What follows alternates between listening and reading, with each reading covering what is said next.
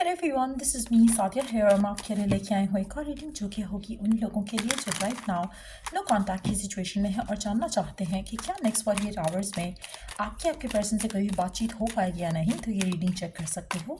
इस रीडिंग में हम पर्सन के मैसेजेस भी ऐड करेंगे, सो स्टे ट्यून्ड। और रीडिंग शुरू करने से पहले रिमाइंड करवा दूँ कि ये एक जनरल रीडिंग है, सबके साथ मैच कर भी सकती है और नहीं भी।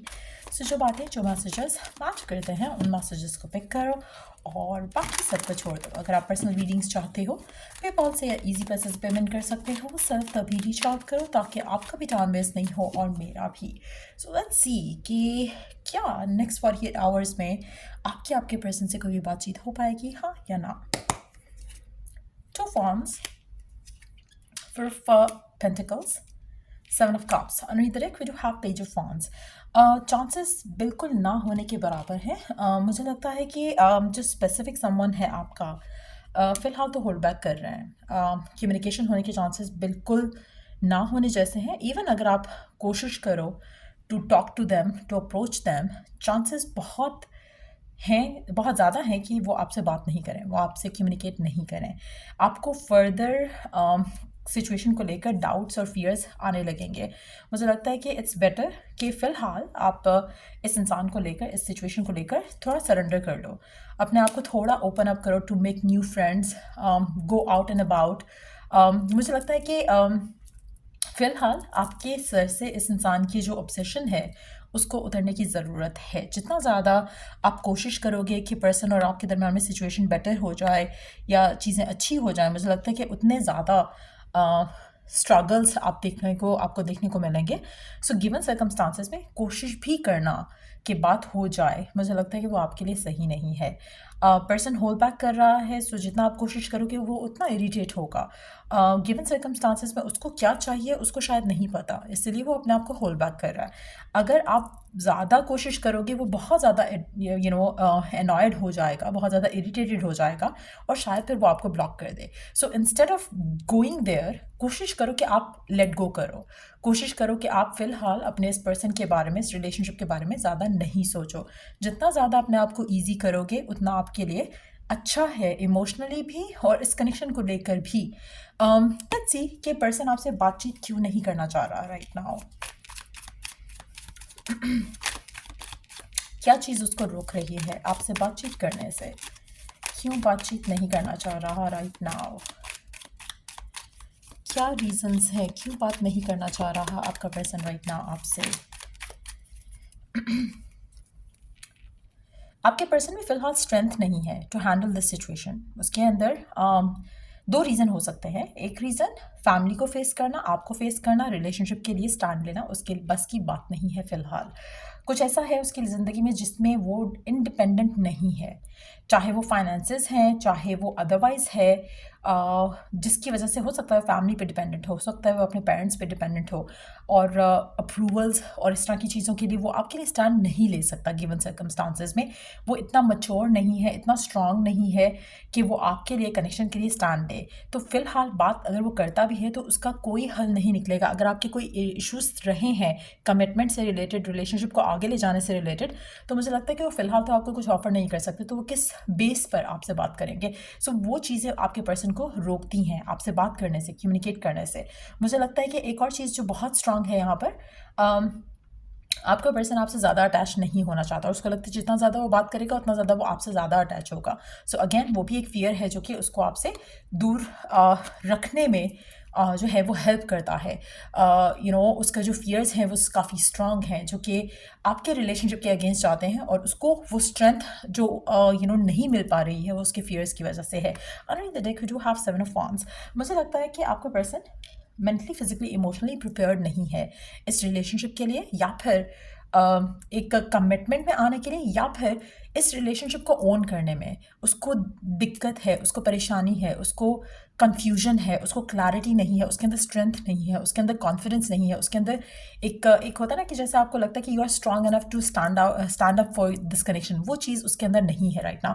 तो इट्स बेटर कि आप उसके सर पे मत चढ़ो या उसको प्रेशराइज नहीं करो या उसके साथ अभी बात करने की कोशिश मत करो, क्योंकि आपको रिजल्ट ज़ीरो मिलेगा। सो गिवन सर्कमस्टांसेस में पे सरेंडर करना, मूव ऑन करना बेटर है एज़ कम्पेयर टू वेट करना या इसको बात करने की कोशिश करना। आप में से कुछ लोग अगर चाहें तो सरेंडर करके मूव ऑन भी कर सकते हैं, अगर आप आपको लगता है कि इट्स बीन सो लॉन्ग और आपने इस इंसान को बहुत टाइम दे दिया है, तो आप चाहो तो मूव ऑन कर सकते हो। क्योंकि इस रीडिंग के हिसाब से अगर हम देखें तो पर्सन विल टेक टाइम। तो अगर आपको लगता है कि आपकी लव लाइफ रुकी हुई है, आप मूव ऑन करना चाह रहे हो, तो it's better for you to move on. क्योंकि जितना ज़्यादा आप इस इंसान के ऊपर अपने आप को स्टक करोगे, उतने ज़्यादा आपकी लव लाइफ में डिलेज आएंगे। सो अगर आपको कंप्लेन है कि इस इंसान की वजह से लाइफ रुकी हुई है, तो मुझे लगता है कि मूव ऑन करना या मूव अवे करना इस इंसान से आपके हक में बेहतर रहेगा। लेट्स सी कि गिवन सिचुएशन में आपके लिए डिवाइन गाइडेंस क्या है। सेकेंड,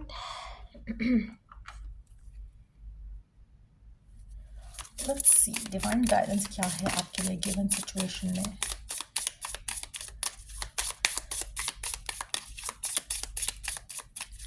इसके बाद हम पर्सन के मैसेजेस ऐड करेंगे। Embracing the future. I step into the future with an open heart. Again, कोशिश करो कि अपने आप को सरेंडर करो, अपनी सिचुएशन को सरेंडर करो। Embrace the future. जो भी होगा देखा जाएगा, rather than holding yourself on to holding so tightly इस इंसान को लेकर आपकी अपनी लाइफ रोक रहे हो। आप अपने आप को एक you can step into the happiness। आप अपनी लव लाइफ को लेकर हैप्पी फ्यूचर में जा सकते हो, लेकिन आप फिलहाल इस इंसान के लिए अपने आप को रोक कर गलत कर रहे हो। So try not to resist जो चेंज आ रहा है आपकी ज़िंदगी में, वेलकम करो उस चेंज को, अपनी ज़िंदगी में आगे बढ़ने की कोशिश करो। लेट्स सी कि पर्सन के मैसेज क्या है आपके लिए, क्या कहना चाहता है आपका पर्सन आपसे। Let's see.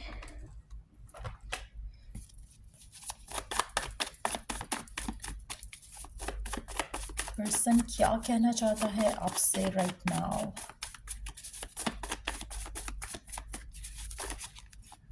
Oopsie, एक second. Wow, so there is a lot जो पर्सन कहना चाहता है, कह नहीं पा रहा है। Let's keep shuffling the cards, क्योंकि सारे कार्ड्स गिर चुके हैं। I am not gonna include. Okay, so दूसरा डेक भी आना चाह रहा है, so I will be pulling out some cards from that deck as well. क्योंकि वाओ, मुझे लगता है कि इन कार्ड्स में से कोई मैसेज होगा आपके पर्सन की तरफ से। आप wow, so it seems like there's a lot जो आपका पर्सन कहना चाह रहा है लेकिन कह नहीं पा रहा। Let's see the first card. I left you before you could leave me. So again, आपका पर्सन अभी आपको कुछ प्रॉमिस नहीं कर सकता, इसीलिए वो आपसे दूर है, इसीलिए वो आपसे दूर चला गया है। आपसे कांटेक्ट उसने ख़त्म कर लिया क्योंकि वो आपको कुछ दे नहीं सकता। उसको पता है कि अगर ऐसी सिचुएशन रहती तो शायद अल्टीमेटली आप ही उसको छोड़ देते।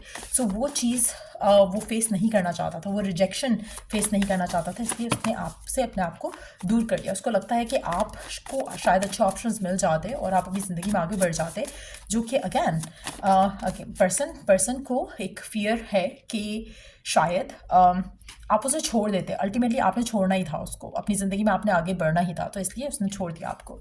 आई will return back to you when ready. So definitely chances बहुत स्ट्रांग है कि पर्सन आपके पास वापस आए जब ये रेडी हो, अपनी इमोशंस को ओन करने के लिए, स्टैंड लेने के लिए, स्ट्रेंथन अप हो जाए, मेच्योर हो जाए, इंडिपेंडेंट हो जाए, तो शायद ये पर्सन आपके पास वापस आ जाए।